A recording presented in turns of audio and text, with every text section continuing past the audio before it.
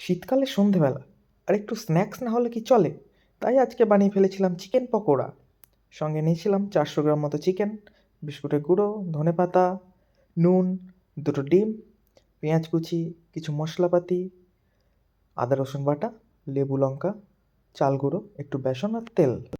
এরপর লঙ্কা আর ধনেপাতাটা কুচি করে কেটে নিয়ে চিকেনটার মধ্যে কিছুটা তেল, আদা রসুন বাটা এবং লঙ্কা বাটা, পেঁয়াজ কুচি, তারপর কিছুটা পরিমাণ মতো বেসন, চাল গুঁড়ো এবং নুন, তার সাথে জিরা বাটা, ধনে বাটা আর একটু গরম মশলা, তার সাথে দেব কিছুটা মতো পাতিলেবুর রস, কাগজি লেবু একটাকে 2 পিস করে কেটে নিয়ে সেটাকেই দিয়ে দেবো। সঙ্গে দিয়ে দেবো দুটো ডিম। এবার এটাকে ভালো করে হাত দিয়ে মাখিয়ে এটাকে ফ্রিজে রেখে দেবো 1 ঘন্টা ম্যারিনেটের জন্য। এরপর কড়াই গরম করে তার মধ্যে তেল দিলাম।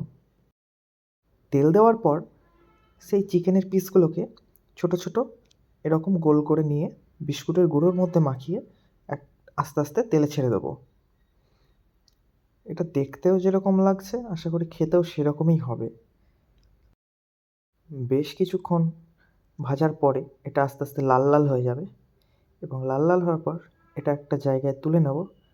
এবার এটাকে খেয়ে দেখার পালা। তো খাওয়ার জন্য আমি মান্তুকেই বললাম খেয়ে টেস্ট করে দেখতে। ও তো খেয়ে বলল অসাধারণ হয়েছে। তো আপনারাও কমেন্ট করে জানান কীরকম